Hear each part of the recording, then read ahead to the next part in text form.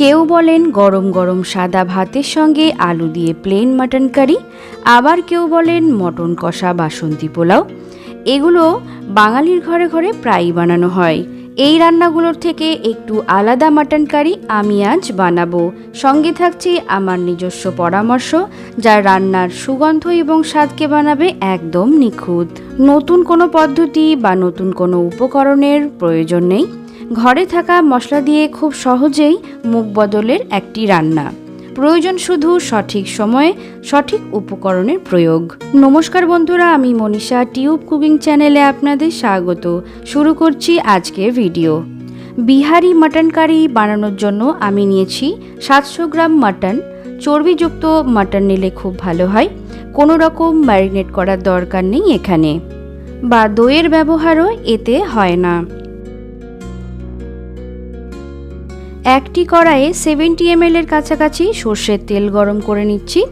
তাতে 3টে গোটা শুকনো লঙ্কা, 1টি তেজপাতা, গোটা গরম মশলা, দারচিনি, এলাচ, লবঙ্গ, বড় এলাচ থাকলেও দিতে পারেন, অল্প জয়িত্রী দিলাম, আর কয়েকটি গোলমরিচের দানা। ফোড়ন থেকে সুগন্ধ বেরোলেই দিয়ে দেব 200 গ্রাম পেঁয়াজ কুচি। এলোমেলো করে কেটে নিলেই হয়ে যাবে, বেশি ফাইন করার কোনো দরকার নেই। পেঁয়াজ কুচিটা বাদামি করে ভেজে নিতে হবে।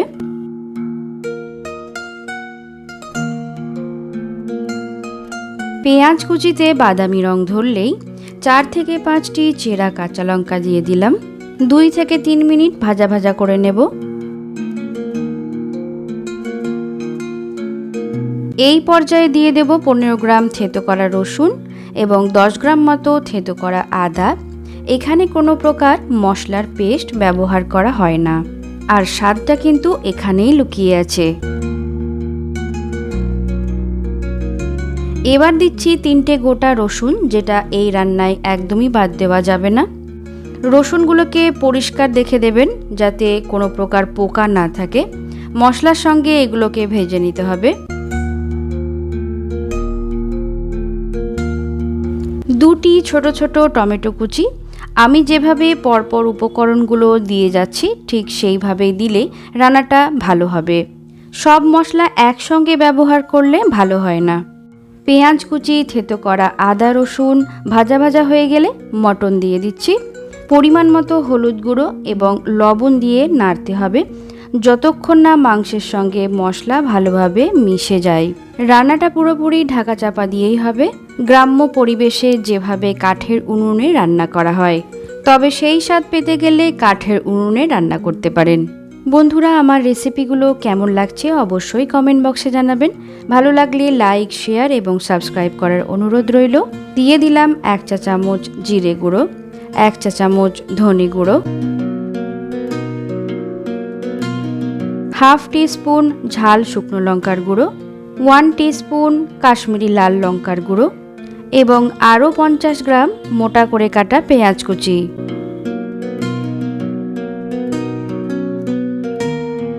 আমার চ্যানেলে চম্পারন মাটন কারি সহ খাসির মাংসের আরও অন্যান্য রেসিপি রয়েছে। ডেসক্রিপশন বক্সে লিঙ্ক শেয়ার করে দেব, চেক করে নেবেন। আশা করি আপনাদের ভালো লাগবে।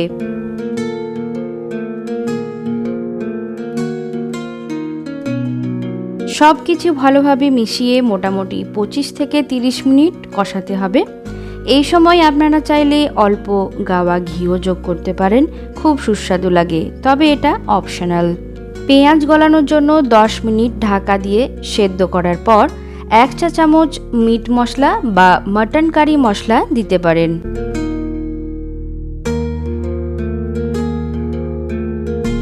পেঁয়াজ প্রায় গলে গেছে। এবার মাংসের মেটে বা লিভারের টুকরোগুলো দিয়ে দেব, কারণ এগুলোকে বেশি কষালে শক্ত হয়ে যায়। আপনারা মেটে চচ্চড়ি বা মেটে কষার রেসিপি দেখতে চাইলে অবশ্যই কমেন্ট করে জানাবেন। এই মাংস খোলা আঁচে রান্না করলেই বেশি ভালো, তবে সময়ের অভাব থাকলে মাংস প্রেসার কুকারে সেদ্ধ করে নিতে পারেন। প্রেসার কুকারে 17 থেকে 18 মিনিট মিডিয়াম ফ্লেমে সেদ্ধ করে নেবেন, কিন্তু খোলা আঁচে সেদ্ধ করতে গেলে 1 ঘন্টা 20 মিনিট প্রয়োজন। জায়ফলের কিছু অংশ গ্রেটারে গ্রেট করে দিয়ে দিচ্ছি।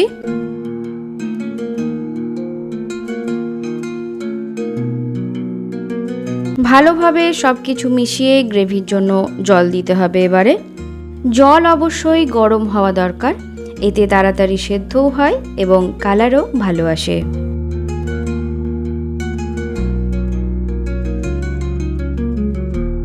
আমি আজ প্রেসার কুকার ব্যবহার করছি না, খোলা পাত্রে ঢাকা চাপা দিয়ে প্রায় 1 ঘন্টা 20 মিনিট সেদ্ধ করব। গ্যাসের ফ্লেম থাকবে লো টু মিডিয়াম। প্রায় 1 ঘন্টা 20 মিনিট পর ঢাকনা খুলে গরম মশলার গুঁড়ো এবং সামান্য ধনেপাতা কুচি ছড়িয়ে দিচ্ছে। তার আগে একবার চেক করে নিতে হবে মাংস সেদ্ধ হয়েছে কিনা। এই রকম কড়াইয়ের পাশ থেকে তেল ছেড়ে আসলেই বুঝবেন মাংস সেদ্ধ হয়ে গেছে এবং রান্নাটা হয়েও গেছে। ভীষণই সুস্বাদু একটি রান্না, সঠিক মাত্রায় উপকরণের ব্যবহার এবং সময়ের তাক বুঝে রান্না করলে দারুণ লাগে খেতে। আর মশলাদার রসুনটা যে কতটা সুস্বাদু লাগে খেতে বলার অপেক্ষা রাখে না।